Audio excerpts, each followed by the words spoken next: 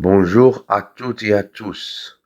Faisons suite à la première vidéo de Kaneko BT Initiation où on a vu les 4 premiers chapitres, à savoir généralité, base de données au format IDLEC, l'interface de Kaneko BT et la création d'une affaire Kaneko et calcul d'un circuit. Dans la présente vidéo, on va traiter les thèmes suivants. Création de circuits d'éclairage, schématique de circuits d'éclairage. Suite des 4 premiers chapitres déjà vus. 5. Création de circuits d'éclairage. Dans le présent scénario, nous considérons qu'une affaire Kaneko BT a déjà été créée comme vu dans la première vidéo avec un circuit TGBT TD001 alimentant un tableau T001. Nous montrerons comment vous pouvez créer à l'aide de Kaneko BT des circuits d'éclairage protégés par un organe de coupure éclairage général. Pour les circuits terminaux, laissez faire le moteur de calcul expert de Kaneko BT. Laissez-le lui-même déterminer protection et câbles de façon la plus économique. Le rapport de calcul enregistre toutes les remarques éventuelles. Lorsque les circuits sont calculés, donc conformes à la norme, ils apparaissent en couleur noire.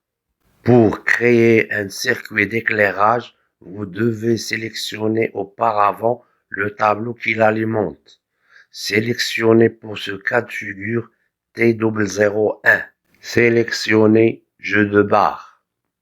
Le circuit étant dessiné, remplissez ses caractéristiques dans les cases placées sous la barre des menus. Exemple, consommation, désignation. Cliquez sur le bouton Nouveau circuit. Sélectionnez éclairage. Il y a 2 façons de faire. La première est de créer un par un et c'est ce que je vous recommande de faire. La deuxième est de créer autant de circuits que vous souhaitez. Pour cela, appuyez auparavant sur la touche Shift de façon à créer plusieurs circuits identiques. Les circuits ont été dessinés, il nous reste à en définir les caractéristiques, puis les calculer. Servez-vous pour cela du deuxième outil de saisie des circuits de Kaneko, le tableur. Saisissez rapidement vos données avec le tableur. Accélérez la saisie des consommateurs ainsi que leur longueur à l'aide du tableur de Kaneko BT. Profitez des possibilités de copier, coller ou supprimer d'un tableur pour saisir rapidement vos données. Après avoir modifié les noms des circuits, précisez-en le nombre de récepteurs et leur consommation ainsi que leur longueur en précisant le premier point et le dernier. La saisie de ces circuits étant terminée, sélectionnez-les et calculez-les en appuyant sur le bouton Calcul automatique. Observez maintenant le résultat du calcul de ces circuits d'éclairage. En cliquant sur chacun d'entre eux, la fiche de résultat placée à droite de l'écran fait apparaître les valeurs les plus significatives. Observez aussi que Kaneko BT indique les longueurs maximales admissibles des câbles pour la section considérée. Cette longueur maximale résulte de l'application de tous les critères de calcul de la norme dans lesquels intervient la longueur, à savoir la contrainte thermique IN, la chute de tension ΔU, la protection des personnes contre les contacts indirects CI, le court-circuit CC. Pour ce cas de figure, le critère déterminant est le court-circuit. Terminons la séquence en appelant la fiche de calcul d'un circuit. Pour cela, double-cliquez dessus. La fiche de calcul du circuit en question, T001 ECL005, s'affiche à droite de l'écran. Observez que Canico BT a choisi lui-même automatiquement un disjoncteur DT40. Le calibre en est de 10 ampères bien que le courant d'emploi IB du circuit soit de 2,5 ampères. Constatez ainsi que Canico BT tient compte non seulement de tous les critères de la norme pour dimensionner lui-même câbles et protection, mais aussi de vos règles usuelles économiques. Un disjoncteur modulaire de calibre 10 ampères est moins cher que d'un calibre 4 ou 6 ampères. Fin du scénario 2. Ce scénario sera complété par le scénario schématique avec les circuits d'éclairage. Finissez vos schémas d'armoire avec l'unifilaire tableau. Utilisez la richesse des symboles, des styles et blocs de circuits ainsi que les schémas annexes de la bibliothèque de Canico BT. Créez de nouveaux circuits à l'aide des styles prédéfinis. Ils sont automatiquement dessinés avec toute leur richesse de données et schématiques. Ce scénario 3 fait suite au scénario 2 de création de circuits d'éclairage.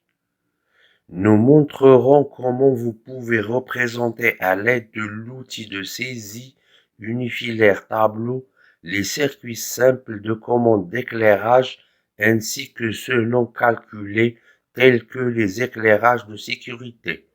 Nous montrerons comment on améliorait la représentation schématique en y faisant figurer un bornier. Activez l'outil de saisie de circuit unifilaire tableau. Montrons comment ajouter un télérupteur sur un circuit existant. Sélectionnez l'onglet Bibliothèque. Sélectionnez l'onglet Protection commande dans la bibliothèque. Sélectionnez ce symbole de télérupteur en cliquant dessus. Maintenant, appuyez la touche gauche de votre souris, glissez-la sous le symbole du disjoncteur et lâchez la touche glisser-déposer. Montrons comment ajouter un circuit d'éclairage de couloir commandé par télérupteur avec bloc autonome d'éclairage de sécurité. Sélectionnez ce style de circuit dans la bibliothèque en cliquant dessus. Maintenant, appuyez la touche gauche de votre souris, glissez-la à droite du dernier circuit créé et lâchez la touche glisser-déposer. Le circuit de style éclairage plus bloc autonome de sécurité plus commande séparée apparaît. Saisissez-en les caractéristiques puis calculez-le. En double-cliquant sur le schéma du circuit associé, sa boîte de dialogue s'ouvre. Un circuit associé est un circuit non calculé associé à un circuit de puissance. Canico BT permet d'en saisir les caractéristiques. Pour ce circuit de commande, Canico BT a précisé qu'il s'agissait d'un câble de 2 fois 1,5 mm². Précisez-en la longueur. Décidons maintenant de faire figurer manuellement les bornes sur le schéma. Activons pour cela la partie connexion de la bibliothèque de symboles. Choisissez le symbole de borne suivant. Numérotons les bornes en nous servant de la fonction texte du symbole du menu édition. La fenêtre suivante s'ouvre, permettant d'ajouter le repère du bornier ainsi que le numéro des bornes. Complétez ainsi les numéros des autres bornes. Le repérage des bornes sur les schémas peut se faire aussi automatiquement. Pour cela, il suffit de cocher les options correspondantes. Ces options sont accessibles depuis l'onglet Aval schématique d'un circuit. Laissez Caneco BT ajouter lui-même automatiquement les bornes, les numéroter et représenter la barre de terre. Observez maintenant le schéma unifilaire que vous pouvez imprimer. Cliquez sur le bouton d'aperçu avant impression et paramétrez la présentation de votre document. Cliquez sur Mise en page. Sélectionnez la distribution et le type de document à éditer. Cliquez sur Aperçu pour visualiser le document comme une impression.